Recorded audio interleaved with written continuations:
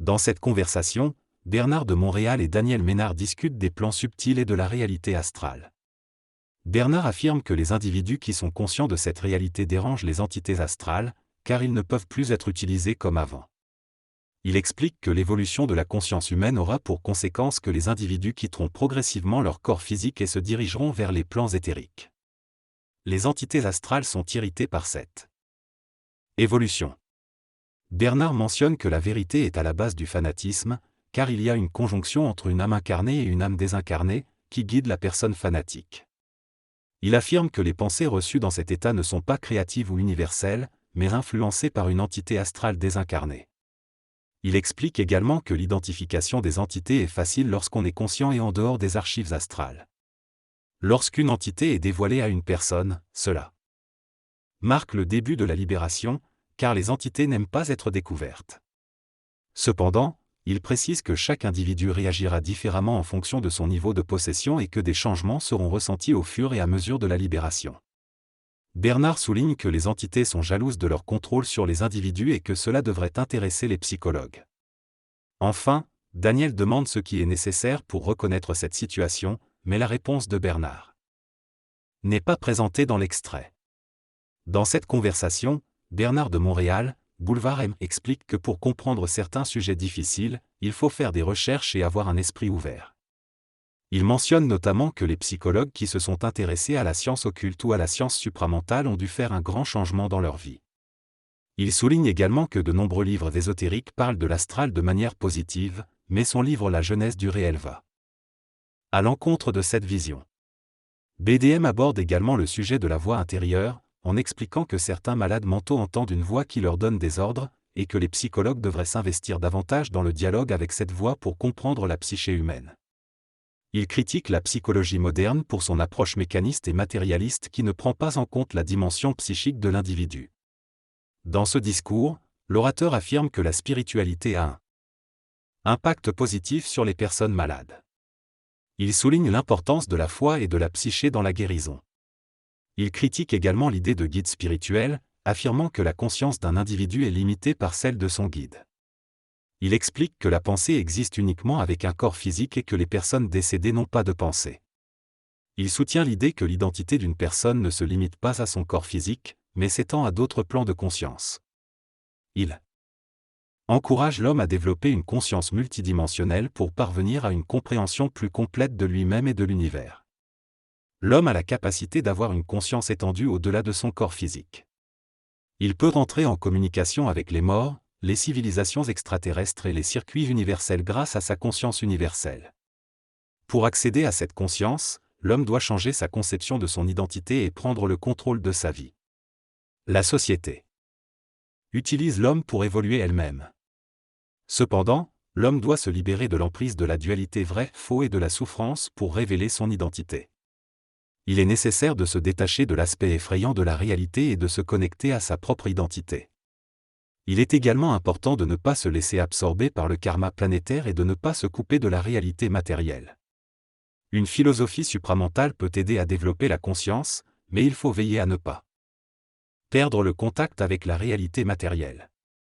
Dans cette conversation, Bernard de Montréal explique que le niveau d'évolution et de sensibilité d'un psychologue peut déterminer sa propension à entrer en contact avec des sciences parallèles et une conscience supramentale. Cependant, il souligne l'importance pour les psychologues de rester dans leur cadre scientifique et social, plutôt que d'essayer de imposer leurs connaissances ésotériques aux autres experts. Il mentionne également qu'il aurait pu faire un travail important en tant que psychologue au sein d'une institution médicale, mais reconnaît que ceux qui poursuivent des connaissances ésotériques ont parfois tendance à devenir dogmatiques. Il explique que la pensée provient d'entités provenant du plan mental ou astral, et que la coupure avec ces entités dépend du développement d'une conscience plus élevée. Dans cette intervention, le conférencier souligne l'importance pour chaque individu de prendre le contrôle de sa propre vie, plutôt que de dépendre des guides spirituels. Il explique que la réalité commence dans notre esprit et que nos pensées et nos actions déterminent notre réalité. Il souligne également que nous devons faire face aux obstacles de notre vie sans blâmer les entités spirituelles. Le conférencier admet que le travail spirituel peut être difficile mais nécessaire, nécessitant une force intérieure et une prise de décision. Il critique également la naïveté et souligne que chaque individu a un karma unique. qui influent sur sa vie. Il ne croit pas que nous manquions d'un gène dans notre système, positionnant cette idée comme une croyance infondée. Dans ce discours, l'orateur exprime sa réflexion sur la souffrance humaine et la vulnérabilité de l'homme. Il souligne l'importance de la manière dont nous vivons les difficultés et les maladies dans notre esprit. Selon lui, la clé est de ne pas se perdre dans nos pensées et de maintenir l'ordre mental. Il explique que l'ordre consiste à mettre de côté les choses qui peuvent nous faire souffrir et à se concentrer sur les solutions plutôt que sur les problèmes.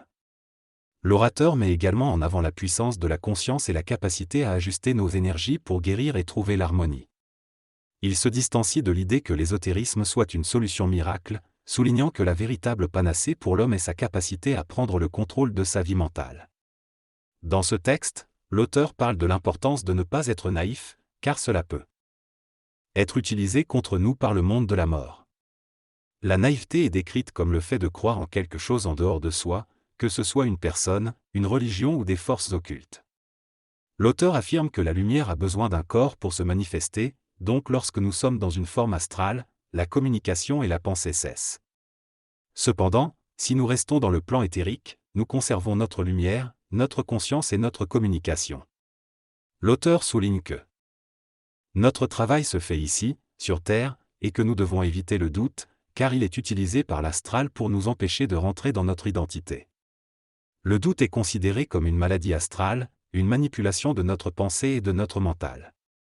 Au final, l'auteur ne prétend pas donner de vérité absolue, mais parle de manière intelligente, organisée et consciente des plans parallèles.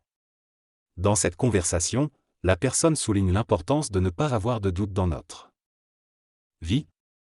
Il compare les doutes à des scories dans une transmission, affirmant que personne ne veut avoir du slack dans sa transmission. Ils soutiennent que les doutes sont créés par des pensées qui ne font pas partie des circuits universels et du contact entre l'homme et le monde de la mort. Ils affirment que l'homme en aura assez d'être sans dessein et ne voudra plus être une unité, mais plutôt être intégral. Ils mentionnent qu'il est important d'être intelligent et de rester dans notre centre d'énergie de conscience afin de ne pas être influencé par les doutes des autres. Ils discutent des différents niveaux de doute, comme l'inquiétude de l'ego, l'impression de ne pas être intelligent, l'impression de ne pas se manifester pleinement dans la vie et l'impression de ne pas atteindre ce que l'on sait qu'on devrait atteindre. Ils soulignent que tous ces niveaux de doute sont des illusions et qu'il faut s'en débarrasser.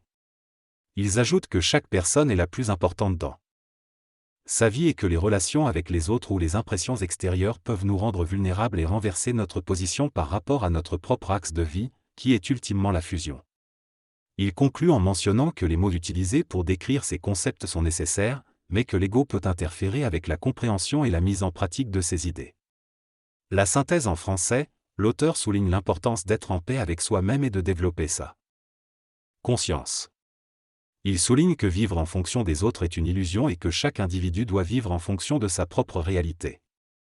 Il explique que la conscience se développe individuellement et que l'humanité dans son ensemble ne pourra atteindre une conscience intégrale que dans un futur très lointain. Il encourage à travailler avec les outils de psychologie occulte pour vivre consciemment sa vie. L'auteur met en garde contre la naïveté et encourage à renforcer son centre de conscience mentale pour ne pas se laisser manipuler par les autres. Il définit la centricité comme le point d'appui de sa lumière dans sa conscience, opposé à l'égocentricité qui est liée à la personnalité. Dans cette conversation, l'auteur déclare que bien que certaines personnes puissent penser qu'il est égocentrique, ceux qui le connaissent bien savent qu'il ne l'est pas.